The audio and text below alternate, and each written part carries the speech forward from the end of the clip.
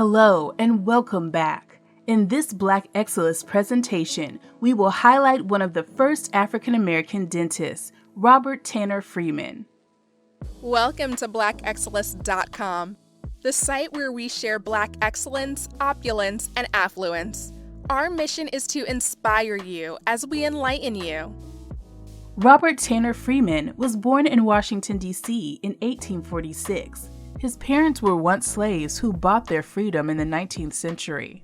His formerly enslaved parents took the surname Freeman, as did countless other newly freed Black Americans upon gaining their independence from slavery. As a child, Robert befriended one of the local white dentists in Washington, D.C., and began working as his apprentice, Dr. Henry Bliss Noble, a local. Freeman began working as an apprentice to Dr. Noble and continued until he was a young adult. Dr. Noble encouraged young Robert to apply to dental colleges. Freeman had a strong interest in the health professions, and he sought work as a dental assistant and clerk from Dr. Henry Bliss Noble. Noble owned an office on Pennsylvania Avenue in D.C., and Freeman's own white dentist who tutored Robert and mentored him. Dr. Noble encouraged Freeman to think seriously about pursuing a dental career, pointing out that, compared to any other profession, Freeman would be in a better position to help alleviate human suffering by serving the dental health needs of his fellow African Americans. And not to mention, there were only a total of 120 African American dentists in the entire country at the time. Upon Noble's guidance, Robert applied to two of the independent dental schools. His admission was rejected by both schools on racial and discrimination grounds, but they would not stop there. Dr. Noble was well acquainted with Dr. Nathan C. Keep, Harvard Dental School's first dean, and other members of the Board of Trustees. Dr. Noble strongly lobbied these men to accept Robert, who was an employee, mentee, and friend.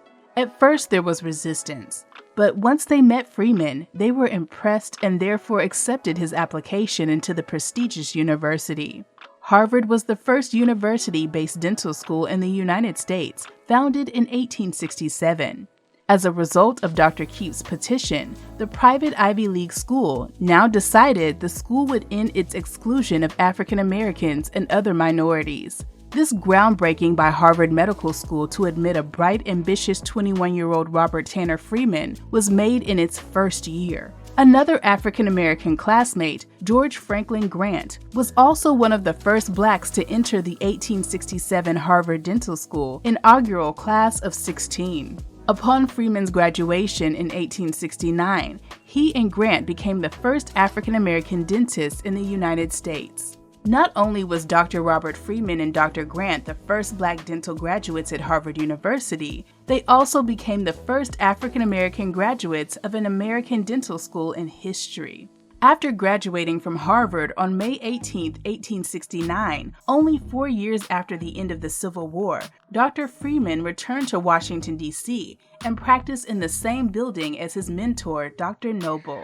Unfortunately, his death came only 4 years after dental school. Although the records are unclear as to the specific disease, it was one of the waterborne diseases, very likely cholera, which was very common at the time.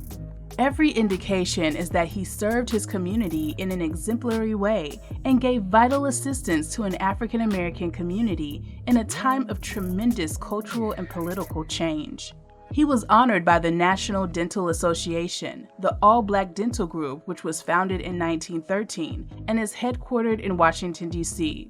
The association adopted the mission of Dr. Freeman to extend dental treatment and education to the impoverished, the disabled, and people of color, as well as those who may not seek proper care due to age. In 1907, the predecessor organization to the National Dental Association called itself the Robert T. Freeman Dental Society. His short life and career also began a long, distinguished legacy for his family. Dr. Freeman's grandson, Robert C. Weaver, Ph.D., became the country's first African American presidential cabinet member in 1966, serving as Secretary of Housing and Urban Development, or HUD, newly established by President Lyndon B. Johnson. We appreciate the fact that you stayed with us until the end. Thank you for spending time with us, and don't forget to like this video. Also, make sure you subscribe so that you never miss a video. Bye for now. We will see you tomorrow.